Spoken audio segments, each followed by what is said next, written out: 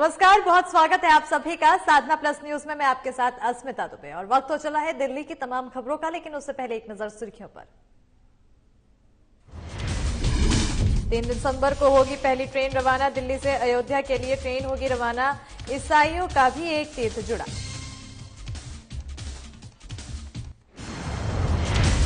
दिल्ली में सोमवार से खुलेंगे स्कूल कॉलेज। कर्मचारियों भी दफ्तरों में आकर करेंगे काम। दिल्ली में प्रदूषण का स्तर हो रहा कम। देश में टमाटर की कीमतों पर हुई बढ़ोतरी। टमाटर के दाम ने शतक किया पार। बाजारों में टमाटर महंगा होने से गरीब परेशान। दिल्ली में वायु प्रदूषण की स्थिति को देखते हुए कंस्ट्रक्शन से हटा बैन। ट्रकों की एंट्री पर अब भी रोक है जारी। स्कूल अगले आदेश तक रहेंगे बंद। और दिल्ली में मेट्रो में सफर करना हुआ आसान। लंबी लाइनों से यात्रियों को मिली राहत। खुले मेट्रो स्टेशन के सभी गेट।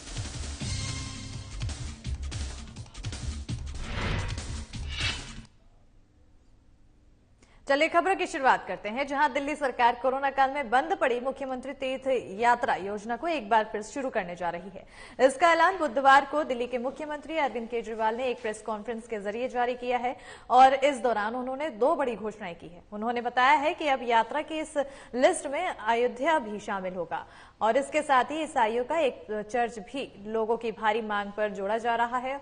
वहीं केजरीवाल ने बताया है कि करीब 1000 तीर्थ यात्रियों के साथ पहला जत्था 3 दिसंबर को अयोध्या के लिए रवाना होगा। इससे पहले पिछले महीने दिल्ली कैबिनेट में अयोध्या को योजना में शामिल करने से जुड़े प्रस्ताव को मंजूर किया गया था। दिल्ली के लोगों के लिए आज एक खुशखबरी है। आपको याद है, मैं पिछले महीने अयोध्या जी गया था। वहां पे श्री रामचंद्र जी के, रामलला जी के दर्शन हुए और बहुत अच्छा लगा। जब वहां से बाहर निकला तो मन में एक भाव आया कि हे भगवान, मुझे इतनी ताकत देना, इतनी शक्ति देना, योग्यता देना कि मैं देश के हर व्यक्ति को अयोध्या के दर्शन करा सकूं। तो जब मैं दिल्ली लौटा तो हम लोगों ने हमारी जो मुख्यमंत्री तीर्थ यात्रा योजना है, हमने आते ही उसमें अयोध्या, उसमें 12 जगह हैं जहां पे लोग तीर्थ यात्रा के लिए जा सकते हैं, अपने बुजुर्ग जो हैं तीर्थ यात्रा के लिए जा सकते हैं। उस योजना में 12 स्थान हैं जिसमें से कोई भी व्यक्ति कोई भी एक स्थान चूज कर सकता है। जो उसमें हम पुरी ले जाते हैं, उसमें हम द्वारका ले जाते हैं, ऋषिकेश, हरिद्वार, रामेश्वरम, शिरडी, अजमेर शरीफ, सब जगह ले जाते हैं। तो उसमें हमने अयोध्या भी ऐड किया। तो इस तीर्थ यात्रा योजना में दिल्ली का रहने वाला कोई भी बुजुर्ग इसका लाभ उठा सकता है। वो अपने साथ एज एन अटेंडेंट अपने घर के किसी यंग आदमी को भी ले जा सकता है। एक बुजुर्ग के साथ एक यंग आदमी अलाउड है। तो उनके आने का, जाने का एसी ट्रेन से ले जाते हैं, एसी होटल में ठहराते हैं, अच्छे होटल में। वहां पे सारा लोकल ट्रांसपोर्ट, खाना पीना सब कुछ सरकार बेयर करती है। अभी तक 36,000 से ज्यादा लोग इसका लाभ उठा चुके हैं। तो अब अयोध्या भी उसमें हमने ऐड किया था कि अयोध्या भी जा सकते हैं। आज मुझे ये कहते हुए बेहद खुशी है कि दिल्ली से अयोध्या के लिए पहली ट्रेन 3 दिसंबर को जाएगी। उसके लिए रजिस्ट्रेशन चालू हो गए हैं। तो आप हमारी जो ई डिस्ट्रिक्ट का पोर्टल है दिल्ली सरकार का, उसके ऊपर जाके आप रजिस्ट्रेशन करा सकते हैं और जो लोग जाना चाहते हैं। इसकी चिंता मत करना कि ज्यादा रजिस्ट्रेशन हो जाएंगे तो आप रह जाओगे। एक एक को, हर एक को मैं दर्शन करा के लाऊंगा। तो अगर ज्यादा लोग हो गए तो दूसरी ट्रेन लगा देंगे, जो और ज्यादा हो गए तो तीसरी ट्रेन लगा देंगे। हफ्ते भर बाद चली जाएगी दूसरी ट्रेन। तो लेके सबको जाएंगे, आप बिल्कुल चिंता मत करना। तो सब लोग अप्लाई करें। मैं चाहता हूं कि ज्यादा से ज्यादा लोग अयोध्या जी के दर्शन करने के लिए जाएं। और अपने जो क्रिश्चियन भाई हैं, उनकी डिमांड थी कि उनका कोई तीर्थ स्थान इस लिस्ट में नहीं है। तो उनके लिए भी मैं अच्छी खबर देना चाहता हूं कि वेलंकनी चर्च वो जाना चाहते हैं बहुत सारे क्रिश्चियन भाई। वेलंकनी चर्च को भी हम इस लिस्ट के अंदर ऐड करने जा रहे हैं जल्दी, और वो भी अपने मर्जी के मुताबिक तीर्थ यात्रा पे जा सकेंगे। तो आप सब लोग जो लोग जाएंगे तीर्थ यात्रा पे, सबकी यात्रा शुभ हो, सबकी यात्रा मंगलमय हो और सबको बहुत लाभ मिले, आप भगवान का आशीर्वाद मिले, सब लोग खुश रहें, भगवान की कृपा से सब लोग स्वस्थ रहें। और पंजाब में विधानसभा चुनाव में महज अब कुछ ही समय बचा है। ऐसे में सभी राजनीतिक पार्टियों ने अपनी कमर कस ली है। उधर आम आदमी पार्टी भी पूरी तरह तैयार है और इसकी कड़ी में दिल्ली के डिप्टी सीएम मनीष सिसोदिया पंजाब के दौरे पर हैं, जहां उनका अमृतसर एयरपोर्ट पहुंचने पर आम आदमी पार्टी के कार्यकर्ताओं ने जोरदार स्वागत किया है। देखिए ये खास रिपोर्ट। आप तस्वीरों में देख सकते हैं कि आप पार्टी के कार्यकर्ता डिप्टी सीएम का स्वागत करते नजर आ रहे हैं। इस मौके पर पत्रकारों से बातचीत करते हुए डिप्टी सीएम मनीष सिसोदिया ने बताया कि पंजाब के लोगों को ऐसी सत्ता चाहिए जो मजबूत हो, जनता के विकास के लिए ईमानदारी से काम करती हो। मनीष सिसोदिया ने कहा कि आम आदमी पार्टी की ओर से किए जा रहे कार्यों से लोग बहुत खुश हैं। लोगों को पता है कि अरविंद केजरीवाल ही ऐसी सरकार ला सकते हैं जो लोगों को मजबूत करने का काम करेगी। मैं पंजाब के लोगों के बीच में आया हूं और अब जब चुनाव आ रहा है तो पंजाब के लोगों को ये महसूस हो रहा है जगह जगह कि उनको एक ऐसी सरकार चाहिए जो स्टेबल हो, जो उनके डेवलपमेंट के लिए विजन रखती हो, ईमानदारी से काम करती हो, उनके एजुकेशन, उनके हेल्थ, उनके व्यापार, उनकी नौकरियां, उन सब पे काम कर सकती हो। और अब धीरे धीरे लोगों को यकीन हो गया है कि अरविंद केजरीवाल जी ही एक ऐसी सरकार दे सकते हैं। अरविंद केजरीवाल जी की पार्टी आम आदमी पार्टी एक ऐसी सरकार दे सकती है जो स्टेबल होगी और यही पार्टी है जो विजन के साथ चलती है, बिजली, पानी, शिक्षा, स्वास्थ्य सब पे, और बहुत शानदार तरीके से जो कहते हैं अरविंद केजरीवाल जी वो करके दिखाते हैं। आज मेरा यहाँ पर व्यापारियों से संवाद है और मैं पंजाब के व्यापारियों को भी कहना चाहता हूं कि जिस तरह से दिल्ली के व्यापारियों के साथ मिलके दिल्ली का विकास हुआ है, उस तरह से ही पंजाब के व्यापारियों के साथ मिलकर पंजाब का विकास। उन्होंने कहा कि लोग इस बात को जानते हैं कि अरविंद केजरीवाल जो कहते हैं, जो वादे लोगों से करते हैं, उन्हें जरूर पूरा करते हैं। केजरीवाल लोगों के सहूलियतों का खासा ध्यान रखते हैं। मनीष सिसोदिया ने कहा कि आज वह गुरदासपुर और बाटला में व्यापारियों से मुलाकात करें और उनसे बातचीत करें। वह पंजाब के व्यापारियों से अपील करेंगे कि जैसे दिल्ली के व्यापारी विकास के लिए मिलकर काम करते हैं, वैसे ही उन्हें भी काम करना होगा। इससे पंजाब का भी विकास होगा।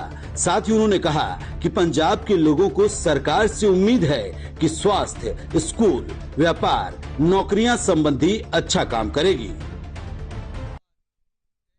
और दिल्ली के उप मुख्यमंत्री मनीष सिसोदिया ने पंजाब में आम आदमी पार्टी की सरकार बनने के बाद कई बड़े फैसलों का ऐलान भी कर दिया है।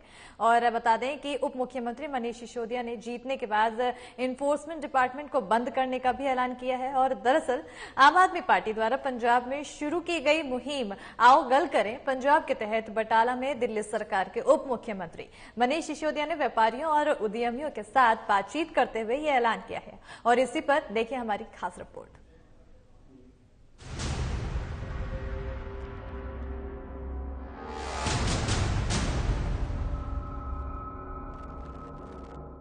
साल 2022 में पंजाब में होने वाले विधानसभा चुनाव को लेकर आम आदमी पार्टी लगातार जनसंपर्क कर रही है।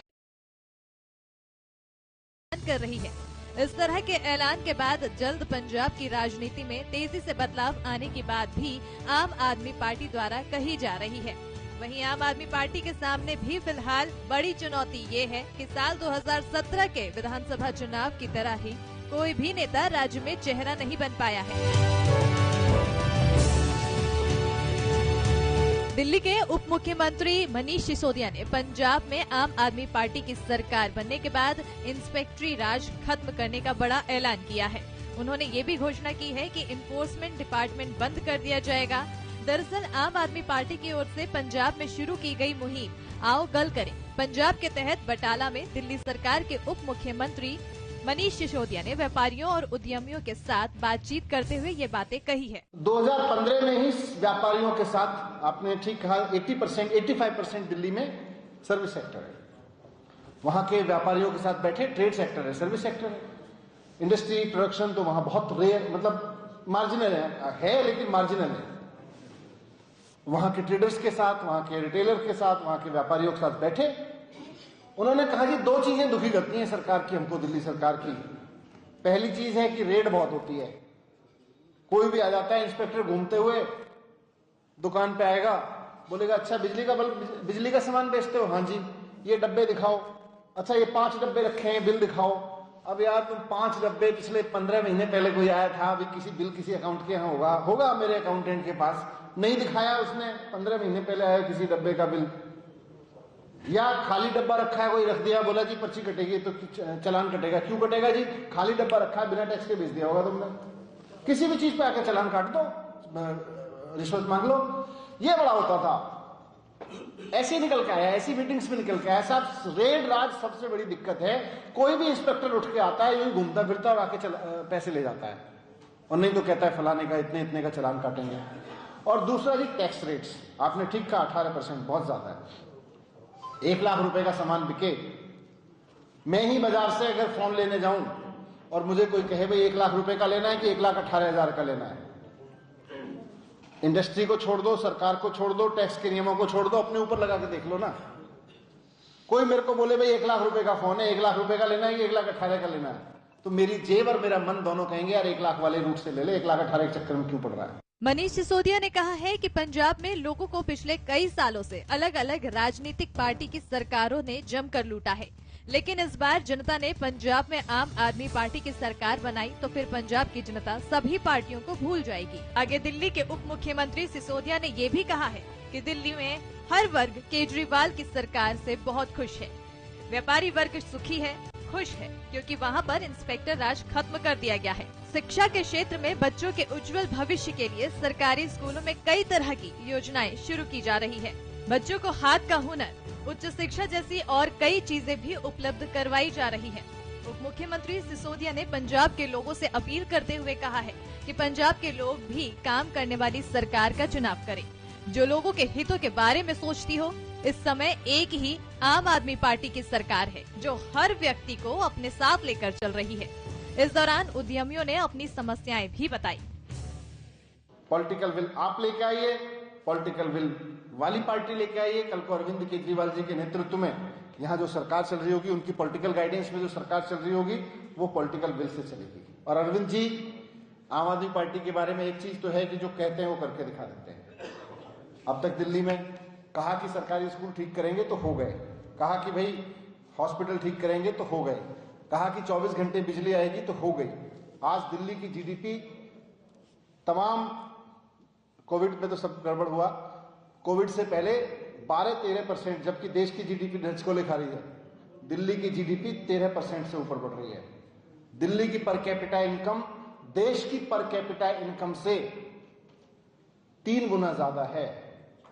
देश की इस वक्त 1,54,000 है, 1,35,000, दिल्ली की 3,54,000 है। और ये इसलिए क्योंकि जो सर ने बात कही, ये बड़े बड़े इकोनॉमिक्स जो सुखविंदर भाई ने बात कही, बड़े बड़े इकोनॉमिस्ट, नोबेल पुरस्कार इकोनॉमिस्ट इस बात को कहते हैं। ये बात सरकारों को समझ में आती है, एक फैक्ट्री वाले को समझ में आती है, एक किसान वाले को समझ में आती है कि भैया कंज्यूमर के पास अगर पैसा होगा तो इंडस्ट्री तो अपने आप बढ़ेगी, व्यापार तो अपने आप बढ़ेगा। आज 60,000 करोड़ रुपए जब बजट हुआ तो केजरीवाल जी के पास में इस बात के लिए पैसा आ सका कि वो स्कूल अच्छे करवा सकें। 60,000 करोड़ रुपए जब बजट हुआ, ईमानदारी से टैक्स आया, रेड राज बंद हुआ, कम टैक्स करके जो पैसा आया उससे फिर बड़ी बड़ी स्कीम्स बना सकते हैं। और आज जब लोगों की बिजली के बिल बचने लगे, जब लोगों की पढ़ाई का खर्चा बचने लगा, जब लोगों के महिलाओं के बस में चलने का वो 4,000 रुपए, 2,000, 3,000 कमाने वाली मेड, उसके घर में जब 2,000 रुपए का बस का खर्चा बचने लगा, क्योंकि बस फ्री कर दी महिलाओं ने, तो वो 2,000 रुपए कहीं बचा के नहीं रखेगी, वो भी किसी कंज्यूमर के पास खर्च करेगी, वो भी किसी रिटेलर के पास खर्च करेगी। ये बात सबको समझ में आती है, बस सरकारों को समझ में नहीं आती। लेकिन दिल्ली में अगर प्रोग्रेस हो रही है तो इस नीति की वजह से हो रही है, ये बहुत बड़ी बात है। सारी सरकारें कहती हैं कि job job job job job job, हम रोजगार देंगे, हर चुनाव में बड़ा राजनीतिक नारा रहता है। मैं आज इस मंच से कहना चाहता हूं, और ऐसा नहीं है कि सामने आप लोग बैठे, व्यापारी वर्ग बैठा है इसलिए कह रहा हूं, हर मंच से कहता हूं कि जब तक सरकारें व्यापारी वर्ग को, और व्यापारी मतलब ब्रॉडर टर्म में यूज कर रहा हूं मैं, इंडस्ट्रियलिस्ट भी है उसमें, सब है। जब तक सरकारें देश के व्यापारी उद्योगपति वर्ग को इज्जत देना शुरू नहीं करेंगी, रोजगार चिल्लाने से रोजगार नहीं मिलेंगे। पंजाब की औकात किसी समय, पंजाब की हैसियत पूरे देश में इस वक्त किसी समय उसमें थी कि लोग कहीं बैठ के बेरोजगारी होती थी, कहीं किसी जगह अकाल आ गया, किसी जगह आ गया, यार पंजाब के बाटला में भेज दो, नौकरी मिल ही जाएगी कहीं ना कहीं, इतनी इंडस्ट्री चलती थी। क्यों? क्योंकि वो इंडस्ट्री में किसी रायपुर में बैठे हुए, छत्तीसगढ़ में बैठे हुए किसी फैक्ट्री वाले के लिए ही बाटला वो नहीं था। पंजाब की राजनीति में 2022 के चुनाव पर हर पार्टी अपनी किस्मत आजमा रही है और इस कड़ी में आम आदमी पार्टी भी लगातार कई बड़े ऐलान कर रही है। अब देखना ये होगा कि आखिर पंजाब की जनता किस सरकार को अपने प्रदेश की तरीके की डोर सौंपती है। Bureau report.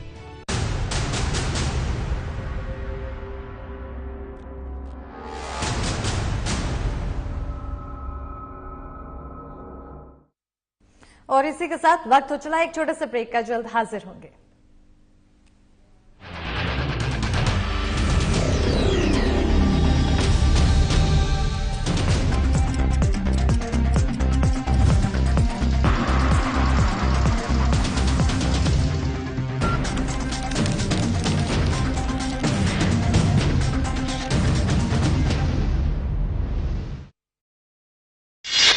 जब सत्ता के गलियारों में आवाज पहुंचनी बंद हो जाए,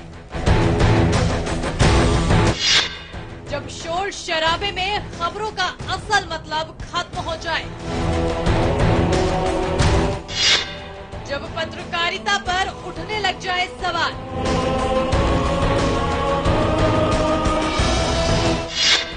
तो उठानी पड़ती है जनता की आवाज। दिखानी होती है वो खबरें जिनका सीधा हो जनता से सरोकार।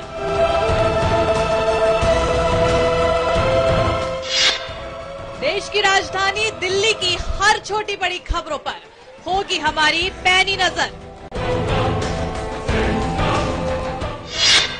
देखिए राजधानी दिल्ली की हर खबर रोज दोपहर 3:30 बजे सिर्फ साधना प्लस न्यूज पर।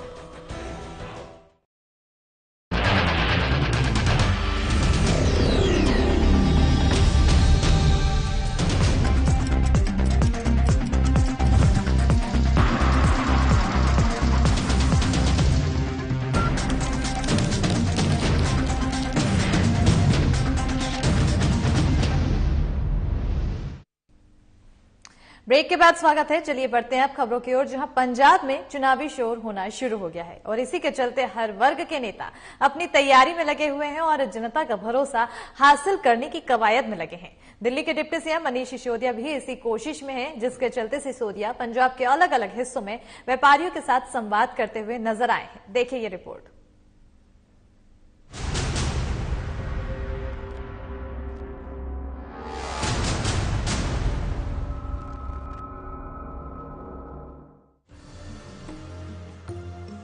पंजाब में विधानसभा चुनाव नजदीक हैं, तो नेताओं का शोर तो आम है। हर तरफ वादों की भरमार है और जनता का विश्वास हासिल करना हर नेता की चाह है। जी हाँ, इसी चाह के बीच कांग्रेस, अकाली दल से लेकर आम आदमी पार्टी के हर नेता इन दिनों जनता के बीच नजर आ रहे हैं। चुनावी सीजन में नेताओं का जनता के बीच पहुंचना बेहद आम है। ऐसे में हर वर्ग के नेता जनता के बीच रूबरू होने पहुंच रहे हैं। उन्हें लुभाने की जीत तोड़ मेहनत भी कर रहे हैं।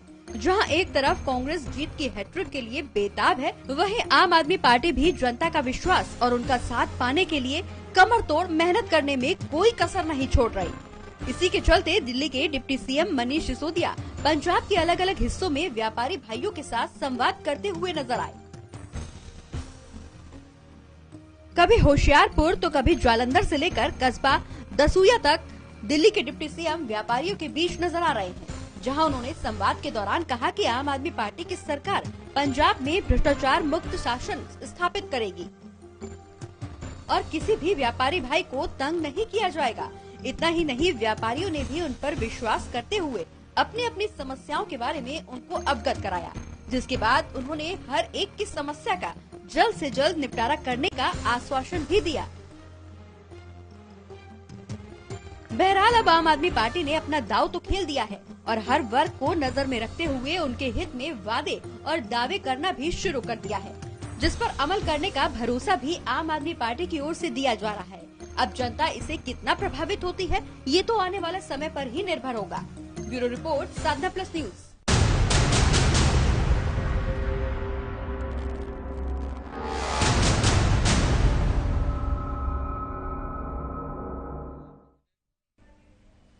और दिल्ली सरकार ने 29 नवंबर सोमवार से स्कूल कॉलेजों के साथ सभी शिक्षण संस्थानों को दोबारा खोलने की अनुमति दे दी है। वायु प्रदूषण की वजह से दिल्ली में फिलहाल स्कूल कॉलेज बंद है। बुधवार को दिल्ली के पर्यावरण मंत्री गोपाल राय ने बताया है कि 29 नवंबर से स्कूल कॉलेजों के साथ सभी शिक्षण संस्थान फिर से खुलेंगे और दिल्ली के सरकारी दफ्तरों में भी कर्मचारी दफ्तर आकर कामकाज करेंगे। फिलहाल दिल्ली के सरकारी दफ्तरों के कर्मचारियों को प्रदूषण की वजह से घर में काम करने को कहा गया है। वहीं पर्यावरण मंत्री गोपाल राय ने बताया है कि दिल्ली सरकार ने सीएनजी और इलेक्ट्रिक गाड़ियों की एंट्री पर रोक लगाई जो है वो हटाने का फैसला लिया है और 27 नवंबर शनिवार से सीएनजी और इलेक्ट्रिक गाड़ियों पर लगी रोक हट जाएगी। हालांकि अन्य ईंधन पर चलने वाली गाड़ियों पर लगी रोक 3 दिसंबर तक बनी रहेगी और दिल्ली सरकार ने अपने कर्मचारियों को दफ्तर आने के लिए सार्वजनिक परिवहन का इस्तेमाल करने की भी सलाह दी है और यह भी कहा है कि जिस कॉलोनी से एक साथ ज्यादा कर्मचारी किसी एक दफ्तर आ सकते हैं तो वहां पर स्पेशल बस की सुविधा भी दी जाएगी। गोपाल राय ने कहा है कि दिल्ली में अब प्रदूषण का स्तर कम हो रहा है। हालांकि जमीनी स्तर पर देखें तो दिल्ली की हवा अभी भी बहुत प्रदूषित है। केंद्रीय प्रदूषण नियंत्रण बोर्ड के आंकड़ों के अनुसार बुधवार को सुबह 10 बजे दिल्ली के आनंद विहार में AQI 443, चांदनी चौक में 435 और वजीरपुर में 438 दर्ज किया गया है। इसके अलावा कई जगह ऐसे भी हैं जहां पर AQI का स्तर 400 के करीब ही है। ऐसी जगहों में अलीपुर, विवेक विहार और सोनिया विहार शामिल है। हालांकि आया नगर, अरबिंदो मार्ग और नजफगढ़ में AQI 300 के नीचे रहा है।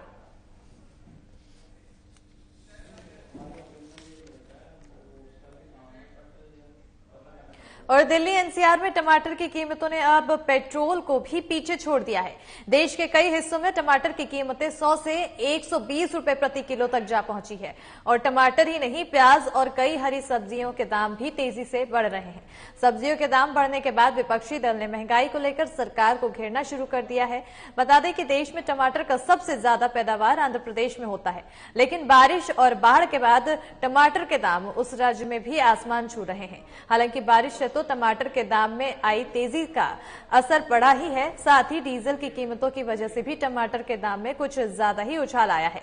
आंध्र प्रदेश में सामान्यतः टमाटर 58,000 से ज्यादा हेक्टेयर इलाके में उत्पादन किया जाता है और राज्य में करीब 27 लाख मीट्रिक टन टमाटर का उत्पादन होता है।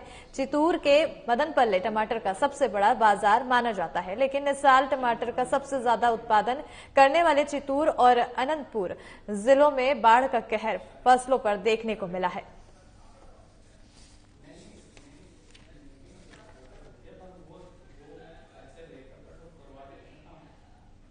और दिल्ली में प्रदूषण की स्थिति को देखते हुए कंस्ट्रक्शन के कामों से तो बैन हटा लिया गया है, लेकिन अभी ट्रकों की एंट्री पर रोक जारी रखी गई है और इसके साथ ही राष्ट्रीय राजधानी में अगले आदेश तक सभी स्कूलों को भी बंद कर दिया गया है।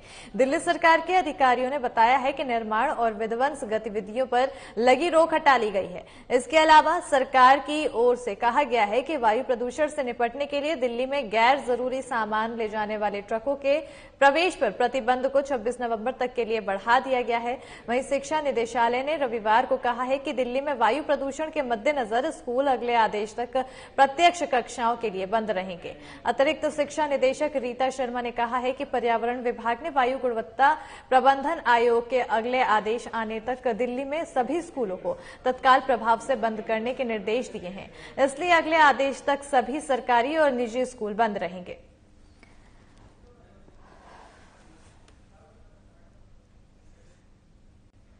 बढ़ते हैं आगे, जहां मेट्रो ट्रेनों में खड़े होकर यात्रियों के सफर करने की स्वीकृति मिलने के बाद दिल्ली मेट्रो के स्टेशनों पर सभी गेट खोल दिए गए हैं और इससे यात्रियों को स्टेशनों पर जाने के लिए व्यस्त समय में लाइन में लगने की परेशानी दूर हो गई है। पिछले साल कोरोना का संक्रमण शुरू होने के बाद यह फैसला लिया पहला मौका है जब मेट्रो स्टेशनों पर यात्रियों के प्रवेश और निकास के लिए सभी गेट खुल गए हैं। इससे मेट्रो में सफर करना आसान हो गया है। वहीं मेट्रो में यात्रियों की भीड़ भी बढ़ी है। आशंका जताई जा रही है कि भीड़ बढ़ने के चलते कोरोना प्रोटोकॉल के नियम भी टूटेंगे और इससे निपटने के लिए दिल्ली मेट्रो रेल निगम ने भी तैयारी तेज कर रही है। वहीं आपको बता दें कि कोरोना वायरस संक्रमण की दूसरी लहर के दौरान मेट्रो का परिचालन बंद होने के बाद इस साल जून को मेट्रो का परिचालन शुरू हुआ था। वहीं मेट्रो में शारीरिक दूरी का पालन के लिए ज्यादातर गेट बंद रखे गए थे और 253 मेट्रो स्टेशनों पर 257 गेट ही खोले गए थे। इस हर स्टेशन पर करीब एक गेट खुला रखा था और अब ये सभी गेट खोल दिए गए हैं। इसलिए स्टेशनों पर यात्रियों के प्रवेश के लिए अब कोई रोक टोक नहीं है।